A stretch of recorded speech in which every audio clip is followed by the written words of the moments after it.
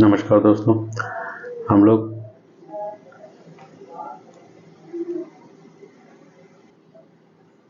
साल भर के जो परीक्षाओं में पूछे गए वन लाइनर सवाल हैं उनको जल्दी देख लेते हैं।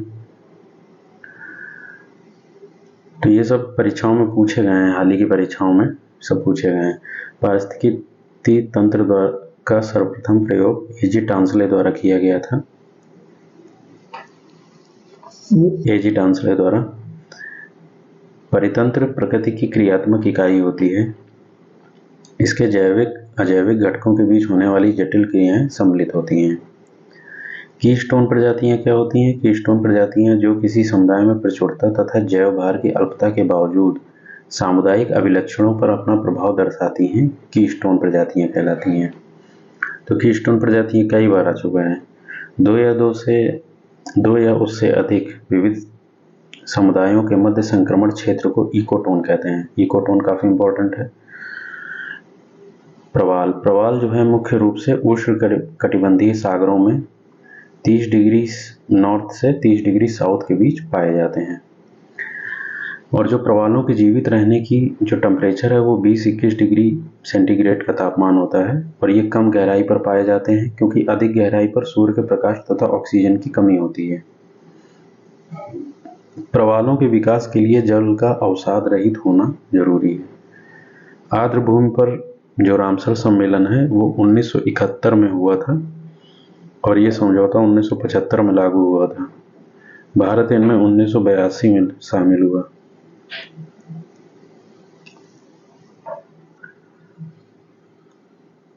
विश्व आर्द्र भूमि दिवस 2 फरवरी को मनाया जाता है।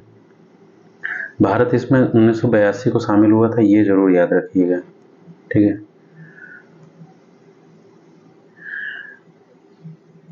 पहला आर्द्र भूमि दिवस 1997 में मनाया गया था।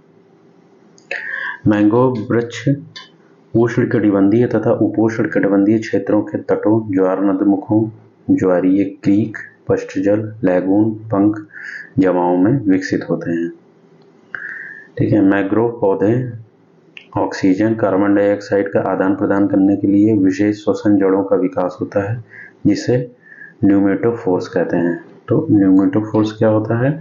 मैंग्रोव वनों में जो ऑक्सीजन, कार्बन डाइऑक्साइड का आदान प्रदान करने के लिए विशेष श्वसन जड़ जो होती हैं वो न्यूमेटोफोर्स होती हैं। जब किसी जलीय क्षेत्र या समुद्र के फाइटोप्लैंक्टन में तीव्र वृद्धि हो जाती है जिससे समुद्र का रंग परिवर्तित होता है, उसे रेड टाइड कहते हैं, ठीक है, रेड टाइड। पारिस्थितिकी अनुक्रमण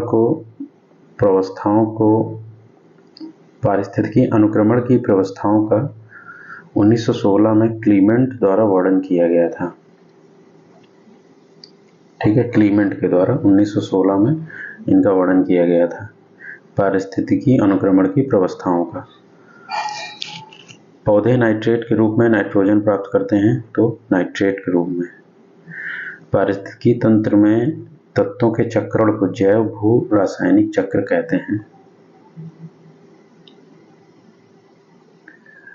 प्राथमिक प्रदूषक प्राकृतिक या मानवीय क्रियाकलापों द्वारा सीधे वायु में निष्कासित होते हैं, जो प्राथमिक होते हैं, जैसे SO2 है, NO है, CO2 है, CO है, ठीक है। CO2 carbon dioxide, sulphur dioxide, और ये नाइट्रस के ऑक्साइड जो होते हैं, नाइट्रोजन के जो ऑक्साइड हैं, और ये CO कार्बन मोनोऑक्साइड, ये विविध हाइड्रोकार्बन तथा कणिकाएं, ये जो है प्राथमिक प्रदूषक हैं, ठीक है। और ये जो है सीधे मानवीय क्रियाकलापों द्वारा वायु में निष्कासित हो जाते हैं।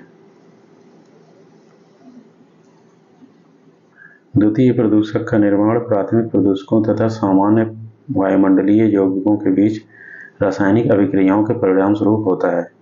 उदाहरणतः SO3 सल्फ्यूरिक अम्ल जो H2SO4 है,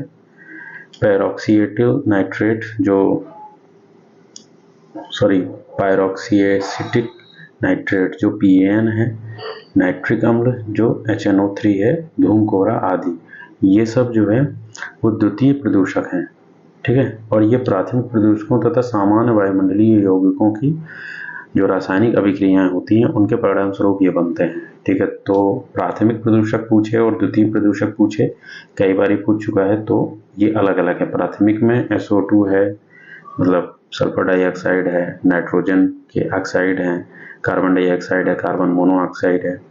और जो द्वितीय प्रदूषक हैं उसमें SO3 है, सल्फ्यूरिक अम्ल है, पायरॉक्सी एसिटिल नाइट्रेट है, PAN, नाइट्रिक अम्ल है, HNO3, तो ये सब है। जीव जंतुओं तथा वनस्पतियों का उनके प्राकृतिक आवास में जो संरक्षण होता है, स्वस्थानीय या इन सीटू कहते हैं, ये संरक्षण कहलाता है। ठीक है, इन सीटू संरक्षण कहलाता है, यानी कि उन्हीं के प्राकृतिक आवास में जो संरक्षण होगा स्वस्थानीय संरक्षण कहलाएगा और वो इन सीटू कहलाएगा। तो इन सीटू के जो उदाहरण हैं वो नेशनल पार्क हैं और वन्यजीव अभ्यारण्य हैं, आरक्षित जैव मंडल हैं, पवित्र उपवन हैं, तो ये सब है। पौधे एवं जो जीव जंतु हैं उनका जो संरक्षण है उनके प्राकृतिक आवास के बाहर किसी विशेष स्थान में किया जाए। जैसे किसी जीव जंतु या पौधे को उनके प्राकृतिक आवास में अगर वहाँ पे कोई दिक्कत है, बहुत कम संख्या में बचे हैं, तो वहाँ से हटा करके किसी दूसरे बाहर विशेष स्थान पे उनके लिए विशेष परिस्थिति बनाई जाए, ऐसे स्थान पे उनका संरक्षण किया जाए, तो इसको एक्स सीटू कहते हैं या बाह्य स्थाने कहते हैं। जैसे बॉटेनिकल गार्डन जो होते हैं, चिड़ियाघर होता है, जीन बैंक होता है, जीन पूल सेंटर होते हैं, तो ये सब बाह्य स्थाने के उदाहरण हैं। जैव विविधता अभी समय है जो वो 1992 को या 1992 को रियो डी जेनेरियो में हुआ था। इसी को पृथ्वी सम्मेलन भी बोलते हैं। इसमें 3 समझौते हुए थे या 3 अभिसमय हुए थे। तो ये जैव विविधता 1992 और ये 20 वर्ष जो पूरे हुए थे 1972 के जो पर्यावरण सम्मेलन के, ठीक है, उसके 20 वर्ष पूरे होने के उपलब्धि में मनाए गए थे। फिर कार्टाजेना जैव सुरक्षा प्रोटोकॉल 2000 में हस्ताक्षरित किया गया था और 2003 में लागू किया गया। ठीक है, कार्टाजेना जैव सुरक्षा प्रोटोकॉल सन 2000 में इसमें साइन हुए और 2003 में लागू हुआ। अब कुछ विविध देख लेते हैं हम। ये विविध काफी महत्वपूर्ण है, ये किसी न किसी एग्जाम में पूछ लेता है। तो 2 जो फुटबॉल फीफा वर्ल्ड कप होता है उनके बीच में कितना अंतराल होता है, तो 4 वर्ष का। ठीक है, भारतीय ओलंपिक संघ के पहले अध्यक्ष कौन थे, सर जोराबजी टाटा। ठीक है, जोराबजी टाटा थे पहले भारतीय ओलंपिक संघ के अध्यक्ष।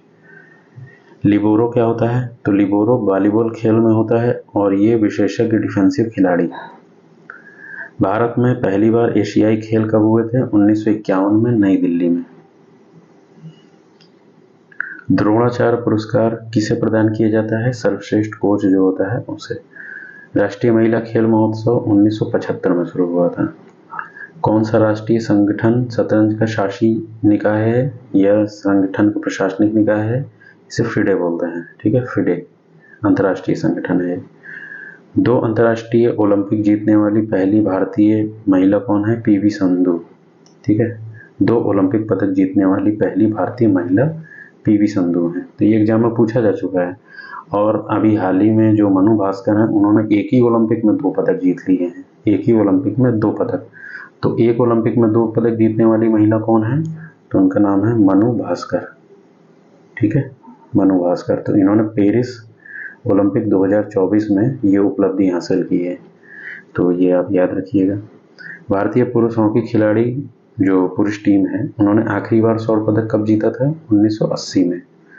और हाल ही के पेरिस ओलंपिक में इन्होंने कांस्य पदक जीता है।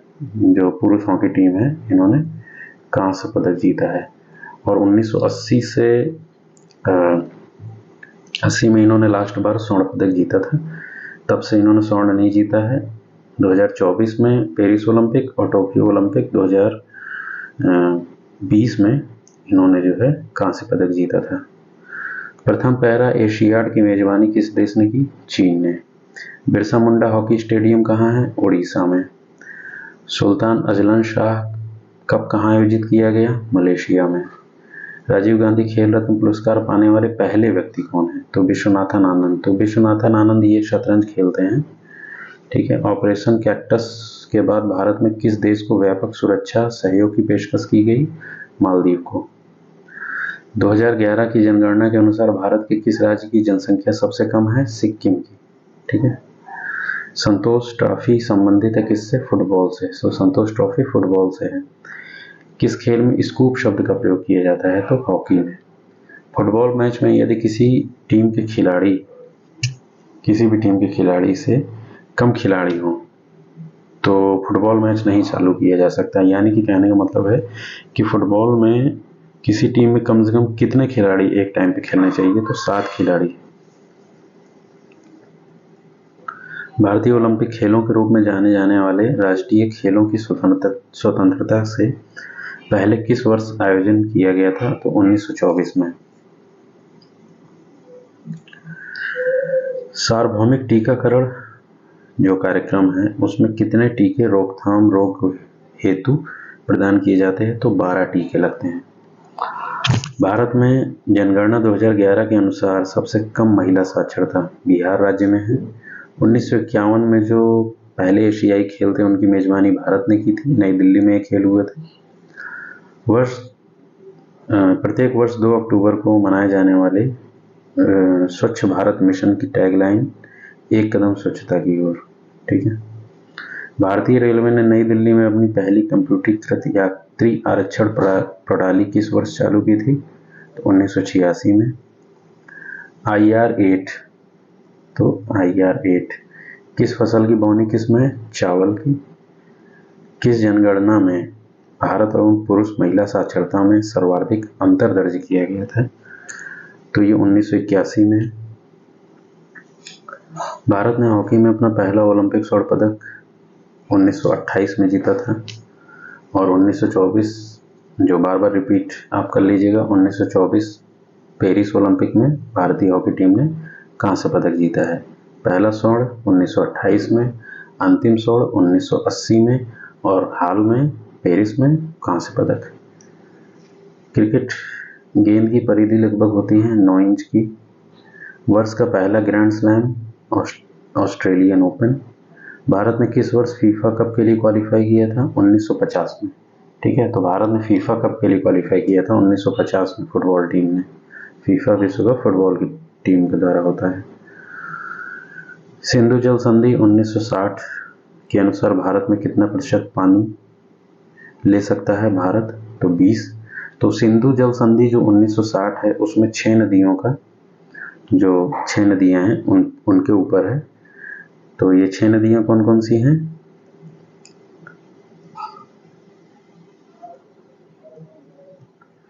तो 6 नदियां हैं झेलम, चेनाब, रावी, व्यास और सतलज। सॉरी ये सिंधु भी है। तो ये ऊपर की जो 3 नदियां हैं सिंधु, झेलम, चेनाब, ये सिंधु जल संधि के तहत इनका 80% जल पाकिस्तान लेगा और 20% जल भारत लेगा। तो वही सवाल यहाँ पूछा है। और रावी, व्यास, सतलज का जो नीचे की 3 नदियां हैं रावी, व्यास, सतलज, तो इनका जो है 80% पानी भारत यूज करेगा और 20% पाकिस्तान। तो यही था सिंधु जल समझौता। तो 1960 के अनुसार कितना % पानी भारत ले सकता है? ऊपर की 3 नदियों के बारे में पूछा है तो 20%। खेलो इंडिया यूनिवर्सिटी गेम्स का पहला संस्करण 2020 में। 1925 में भारत किस राज्य में पहली विद्युत रेलगाड़ी चली थी? तो महाराष्ट्र में 1925 में। ठीक है। पहली विद्युत रेलगाड़ी महाराष्ट्र में। तो ये वन लाइनर सवाल थे और ये बार बार एग्जाम में पूछे जाते हैं और पिछले साल भर से ये एग्जाम में पूछे जा रहे हैं। विभिन्न जो परीक्षाएं हुई हैं उनमें पूछे जा रहे हैं। तो आप इनको बार बार देख लीजिएगा, इससे आपको याद हो जाएगा। ये सब सवाल गलत नहीं होंगे।